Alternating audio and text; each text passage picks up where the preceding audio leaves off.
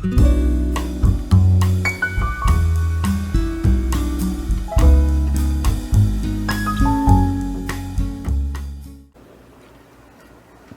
pessoal, hoje nós vamos falar sobre uma das forças mais importantes da física, que é a força de atrito, né? Bom, nós sabemos hoje em dia que qualquer superfície, né, ela é formada por átomos. Na superfície da superfície nós temos elétrons, quer dizer, a gente imagina hoje em dia que cada superfície composta de átomos tem na sua parte externa, né, superfície da superfície, elétrons. E todos esses elétrons, né, interagem com outras superfícies. Se eu pegar uma superfície como essa e tocar nessa, eu estou tocando, na realidade, elétrons contra elétrons.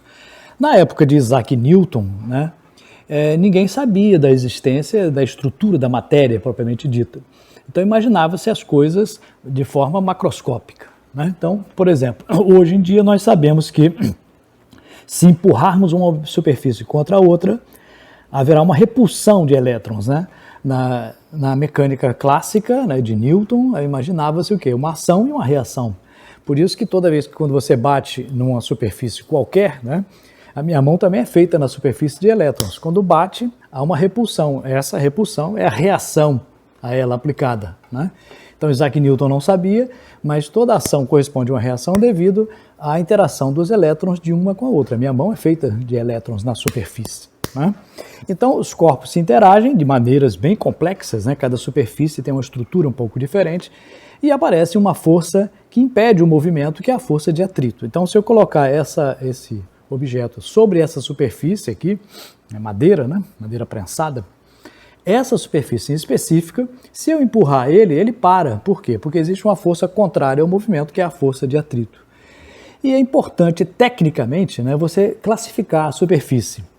Essa superfície que nós temos aqui, como é que eu posso medir esse atrito entre uma e outra? Nós medimos isso através de um coeficiente, né? O coeficiente de atrito, né?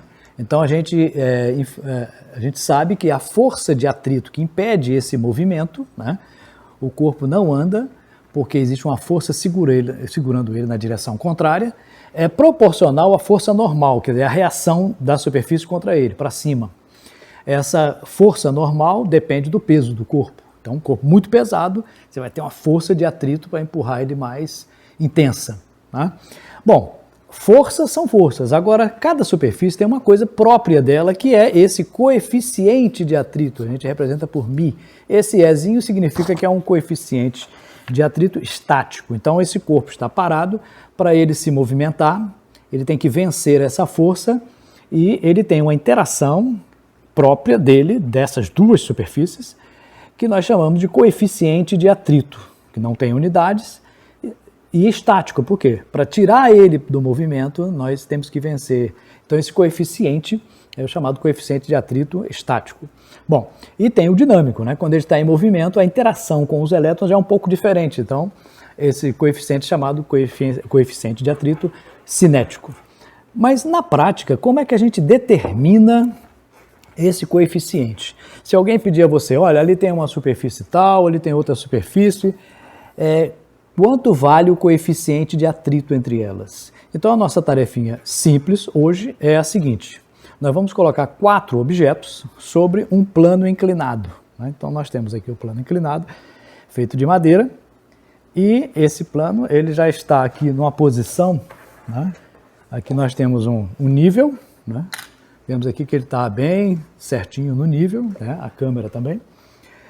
Então, é claro, tudo aqui é aproximado, né? Nada exato, não se preocupe com a exatidão perfeita, porque sempre tem um errozinho e tal, erro de paralaxe, né? Que a gente chama de erro de paralaxe. Erro de angulação na hora de medir. Quando você vai medir, pega uma régua e observa ela, se você olhar ela de frente, você pode marcar um valor, olhar um pouco de lado. Então, isso são erros experimentais. Então, se nós pudermos determinar uma coisa o mais preciso possível, é o que nós tentaremos fazer, mas sempre há erros na medida. Não vamos nos preocupar com a exatidão completa, mas vamos nos preocupar com a metodologia, né? Se alguém perguntar a você quanto vale o coeficiente de atrito, entre, por exemplo, essa madeira e essa outra madeira, entre essas duas superfícies, quanto equivale esse coeficiente de atrito? Tem que medir, né? A maneira mais simples de medir é utilizando um plano inclinado, onde diversas forças são aplicadas, né? Você sabe que no plano inclinado nós temos um ângulo em que esse objeto vai ter uma resultante que vai fazê-lo descer da rampa. Então, se eu colocar esse objeto sobre a rampa, né, as forças aplicadas sobre ele são a força peso, a força normal, a força de atrito, que segura ele, não deixa ele descer. E se essa resultante vencer a força de atrito, ele vai descer. Então, por exemplo, se eu inclinar aqui, está inclinado, mas ele não desce. Por que ele não desce? Porque a resultante ainda não é zero, né? Não venceu a força de atrito. Ele tem que equilibrar a força de atrito que está segurando ele ainda sem descer. Então, qual é o coeficiente de atrito? Bom, se você comparar aquelas figuras e comparar o ângulo geometricamente, isso aí o professor fez na teoria para você, você vai verificar que esse coeficiente de atrito estático, né, é exatamente a tangente desse ângulo de inclinação. Tá? Então, quando inclinarmos o plano inclinado, olha, não desceu ainda, não venceu a força de atrito. Vai chegar uma hora que ele vai descer. Nesse momento, forma um determinado ângulo, né? Ó, desceu, ele vai descer em movimento uniforme. Por quê? Porque a resultante vai ser zero, ou seja, naquele momento você vai equilibrar. Se você botar mais alto ainda, ele vai descer com a aceleração maior, né? Proporcional ao ângulo. Mas existe um determinado ponto em que ele desce em movimento uniforme. É isso que nós vamos determinar. Então, o que eu quero saber, qual é o coeficiente de atrito entre essa madeira e essa superfície aqui, de madeira prensada. Por exemplo, uma caneta, né? Uma borracha comum e uma régua. Né? São objetos simples, você pode até fazer essa experiência em casa mesmo. Mas nós vamos fazer aqui e você irá medir o coeficiente de atrito. Mas, professor, como é que eu vou medir esse coeficiente de atrito? Bom, observe bem. Quando eu coloco esse objeto aqui, eu vou colocar na sua frente, você vai assistir esse vídeo e eu vou levantar lentamente, bem devagarinho. Quando o objeto começar a descer, eu vou parar. Ele vai formar um ângulo aí. Então, digamos que, tirar o objeto, digamos que ele parou aqui, nesse ponto. Então, forma um ângulo. Se eu determinar a tangente desse ângulo, eu estarei determinando o coeficiente de atrito. É um valor numérico sem unidade, né? 0,2, 0,3, 0,5. Se o coeficiente de atrito, aquele valor que der, é o coeficiente de atrito daquelas duas superfícies em específico, né? Se eu fizer com papel ou com outra madeira ou plástico, vai dar diferente. Então, se você quiser determinar o coeficiente de atrito, você tem que medir esse ângulo, a tangente desse ângulo, né? Mas como é que eu vou medir, professor? Eu estou em casa, na frente do computador, na frente do celular, assistindo esse vídeo. Como é que eu vou fazer? Você vai fazer da seguinte forma. Você irá medir, né, utilizando uma régua, né, comum. Tá? Então, observe que nós temos aqui uma régua. Tá? Você pode medir do próprio monitor. Tá? Ah, mas eu tenho um monitor grande no meu computador, um monitor pequeno, ou é no celular, bem pequeno. Não importa. O que importa é que esses valores são proporcionais. Então, por exemplo, se eu inclinar esse objeto, vamos supor que está aqui, né? Aí ele começou a descer aqui, eu parei. Eu vou parar e você irá medir em casa. Eu não vou fazer medida não, quem irá fazer medida será você em casa. Como é que eu vou medir? Observe, aqui tem um ângulo, eu não sei quanto é esse ângulo, quantos graus tem esse ângulo, mas eu sei que a tangente desse ângulo é o cateto oposto dividido pelo cateto adjacente. Então, o cateto oposto dividido pelo cateto adjacente vai dar a tangente. Você vai fazer isso em casa. Tá? Mas como é que eu vou medir? Você vai medir pela parte de dentro aqui. Então, você vai pegar a imagem, você pode até dar um print na imagem ou parar a imagem, né, no momento em que eu fizer, e medir desse ponto aqui, ó, pela parte de dentro. Essa linha aqui, ó, essa linha aqui de dentro. Não é essa linha aqui de fora. tá? A linha de dentro, você vai medir o cateto adjacente. E o cateto oposto? O cateto oposto você vai medir de um determinado ponto, né? Observe, naquele ponto que você mediu daqui até aqui, você pode até marcar, né? Se você quiser, você pode marcar um determinado ponto. Eu vou dar somente como exemplo aqui, né? Digamos que eu usei isso aqui como exemplo. Então, desse ponto até a base aqui, né? A forquilha, que digamos aqui, na parte de dentro, até onde ele encontra com o outro, não é a parte de fora, não é essa parte de fora, não, é a parte de dentro aqui. Até esse ponto aí, se você quiser usar como referência, pode usar um outro lugar também. Quando ele subir, desse ponto, né, até ele encontrar a parte de dentro aqui, é o cateto oposto. Então, esse ângulo aqui, esse ângulo, o cateto oposto está aqui e o adjacente está aqui. Aí você vai medir para cada um. Então, nós vamos medir para cada objeto, tá? Então, preste atenção aí e iremos fazer. Então, começando, eu tenho aqui esse bloco. Vamos inclinar até que ele comece a descer, tá? Quando ele começa a descer, ele vence a força de atrito, aí existe a força de atrito que foi calculada, é exatamente a tangente desse ângulo, tá?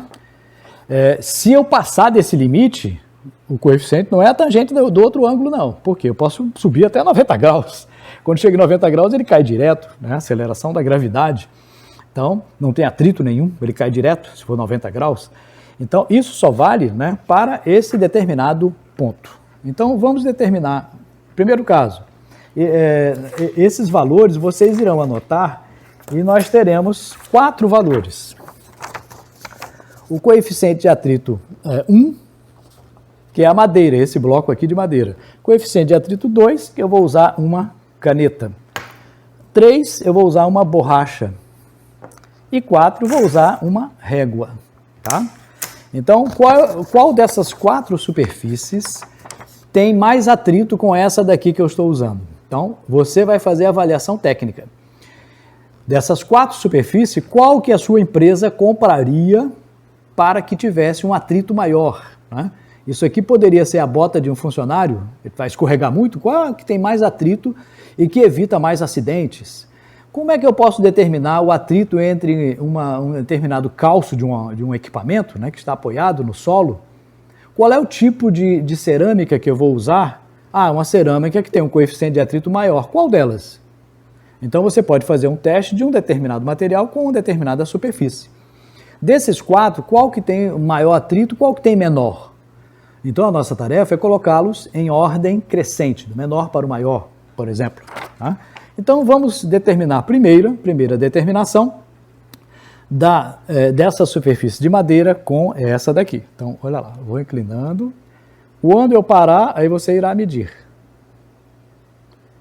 Ainda não está descendo, vamos ver. Bem devagarinho.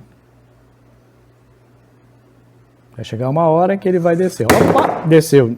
Então, nesse exato momento, ele forma um ângulo. Que ângulo é esse? Quanto vale a tangente desse ângulo? Então, aí nesse momento você para o vídeo, né? Pode dar uma parada ou então um print da tela e você vai medir, agora eu vou descer, viu? Você vai medir esse ângulo, esse cateto adjacente e o cateto oposto. Então, o cateto oposto sobre adjacente dá a tangente, certo? O outro objeto que nós iremos fazer será uma caneta. Então, a caneta está aqui. Quanto vale o coeficiente de atrito entre essa caneta e essa superfície em específico, que é a madeira prensada? Então, atenção, vamos lá. Quando ela começar a descer, eu vou parar, viu?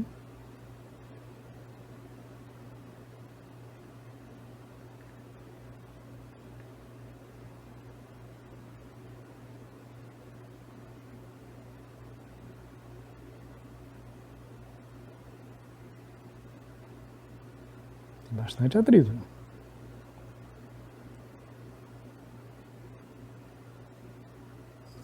Pronto, desceu. Então aqui, ó, caiu aqui, meio de lado, vocês não viram direito ela descer.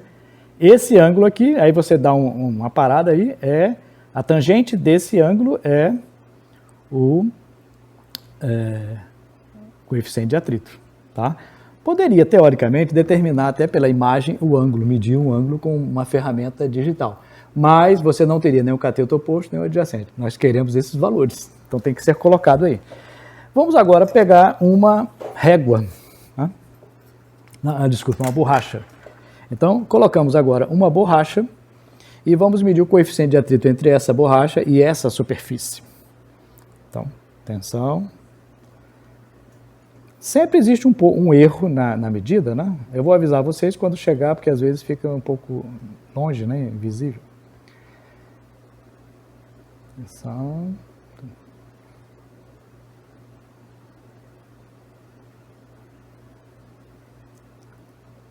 Opa, pronto, desceu. Então, o ângulo é esse aqui.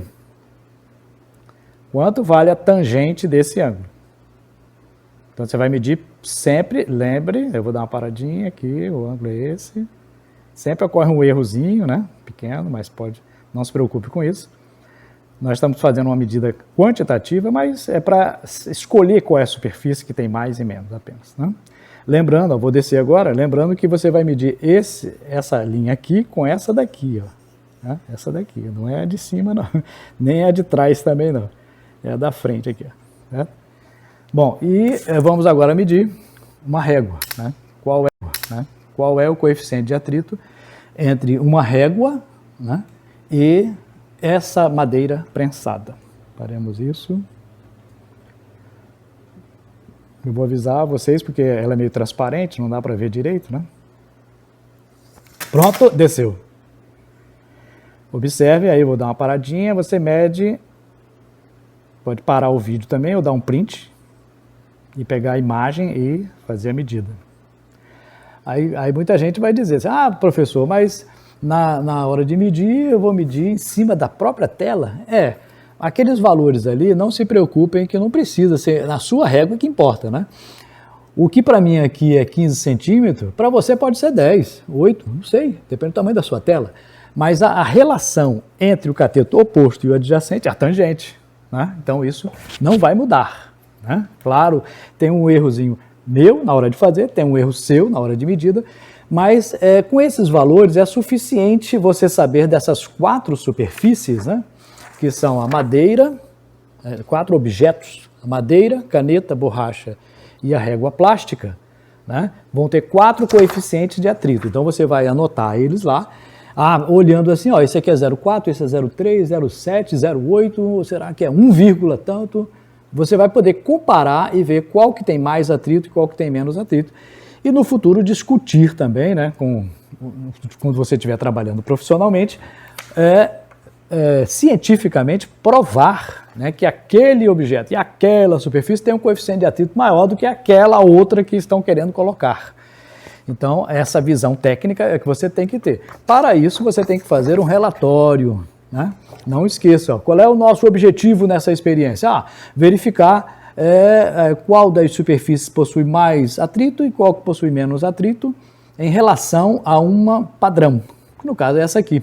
Né? Qual é? Você vai dizer no seu relatório. Qual o material que eu usei? Eu utilizei, foi utilizado, né? Professor que fez, mas foi utilizado um plano inclinado de madeira prensada, 4 objetos, utilizou-se uma régua milimetrada para fazer as medidas e, na conclusão, verifica-se que o objeto que possui mais atrito é o objeto tal, com coeficiente tal, seguido do tal, depois seguido desse e, finalmente, o que tem menos atrito é esse, o que tiver menor coeficiente de atrito. Isso porque num laudo técnico, relatório científico, né, ou de engenharia, ou de técnico de ensino médio, não importa, ele tem que ser bem descrito e bem explicado para que a pessoa entenda exatamente o que se quer obter, ok? Então faça o experimento, faça essas medidas, faça o relatório e entregue ao professor. Vai lá. Até mais.